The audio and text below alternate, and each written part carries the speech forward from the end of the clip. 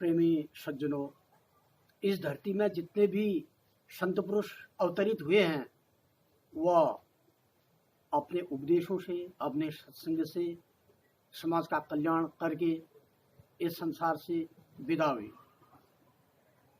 ऐसे एक संत थे दादू। हरिद्वार में कनखल में भी एक दादू बाग है।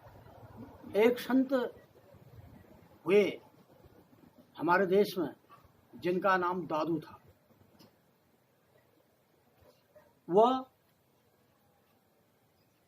जातिवाद, अस्पृश्यता, छुआछूत, छोटा बड़ा, इससे विरक्त हो गए थे। उनके दृष्टि में केवल अध्यात्म और भगवत सेवा, गरीबों की सेवा और ज्ञानोपार्जन और जन कल्याण, यही उनका मिशन था। एक बार की बात है, उनकी यश और प्रसिद्ध की चर्चा सुनते हुए बड़े बड़े उच्च पदासीन व्यक्ति और प्रतिष्ठित संपन्न लोग उनके दर्शनों के लिए जाते थे। ऐसे एक बार वह किसी जंगल में अपना एक कुटिया आश्रम बना के रह रहे थे और उसी कुटिया के आसपास जितनी भी घास फूस थी, जितनी भी कांटेदार झाड़ियां थी, वह उनको साफ करते थे। यह उनकी दिनचर्या थी, स्वयं काम करना, जिसको कहते हैं कि कार्य ही पूजा है। यह उनका सिद्धांत था। उनके दर्शन करने के लिए वहां के जो कोतवाल थे एक बार दर्शन करने के लिए चले गए। तो जंगल के रास्ते से जब वह गुजरे तो उनको एक साधारण कृषकाय और वृद्धावस्था का एक अधेड़ पुरुष रास्ते को, कांटों को साफ करते हुए दिखाई दिया। तो कोतवाल ने कहा, ए भिखारी, मेरी बात सुन, रास्ते से हट जा। यहाँ कोई संत दादू हैं, मैं उनसे मिलने जा रहा हूँ, उनके दर्शन करने जा रहा हूँ। तुझे पता है कि वह कहाँ रहते हैं? तो संत दादू ने कोई प्रत्युत्तर नहीं दिया और वो अपने कार्य में लगे रहे, साफ सफाई इत्यादि में। जब वो हटे नहीं तो कोतवाल ने बैतू से उनके शरीर पर बैत मारना शुरू कर दिया, डंडे, जिससे उनके शरीर की चमड़ी से खून बहने लगा। और उसके बाद जब वह कुछ बोले भी नहीं तो कोतवाल को दया आ गई कि मैंने इसको, इस भिखारी को, इस वृद्ध को बहुत ही मार दिया है। उन्हें मारना छोड़ दिया और वो सीधे आगे बढ़ गए। जब आगे बढ़े तो उनको रास्ते में एक कोई सज्जन मिले।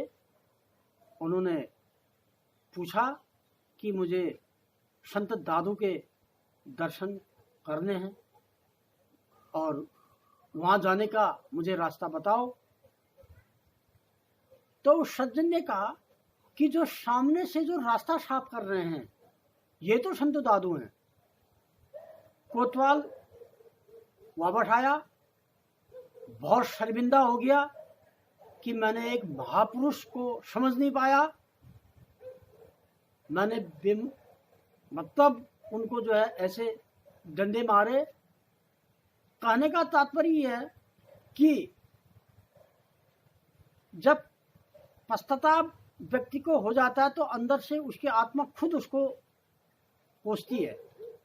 तो वह चरण में गिर गया दादू जी के और कहने लगा, मारा मुझे बहुत अनजाने में मुझे अपराध हो गया, मैं नहीं पहचान पाया कि आप ही दादू हैं और आप ही के दर्शन करने के लिए मैं आ रहा था और मेरे से बहुत गलती होगी। क्षमा बड़न को चाहिए, छोटन को उत्पात, का रहीम हरिको घटियो, जो भृगल मारी लात, तो ये गलती होगी। तो संतु दादू ने कहा कि देख बेटा, इसमें तेरा दोष नहीं है, ये तूने बिल्कुल सही किया।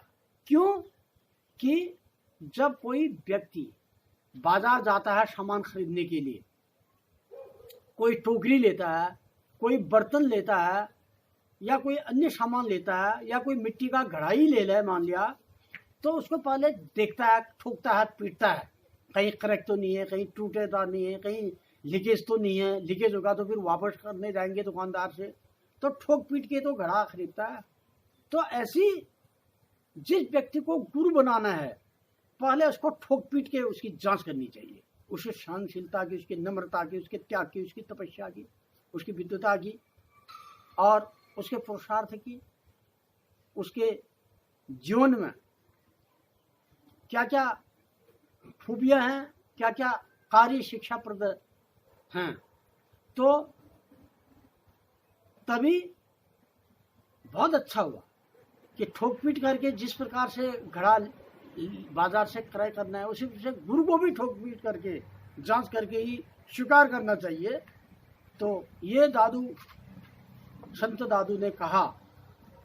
तो इसका भावार्थ आप समझ सकते हैं कि व्यक्ति कभी भी किसी चीज को, जो संत पुरुष होता है, वह हर अच्छाई को भी बुराई समझता है, हर बुराई को भी अच्छाई समझता है।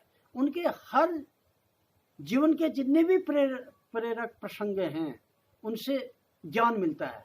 ये मानव वाटिका के पुष्प हमारे पास हैं, जो अपने सुगंध से, पूरे इस मानव वाटिका के पुष्पों की सुगंध से ये जो संसार रूपी बगीचा है, ये सुरभित और पुष्पित रह रहा है। और इसलिए जो है अभी धर्म टिका हुआ है। इन्हीं शब्दों के साथ मैं अपनी वाणी को विराम देता हूं। धन्यवाद।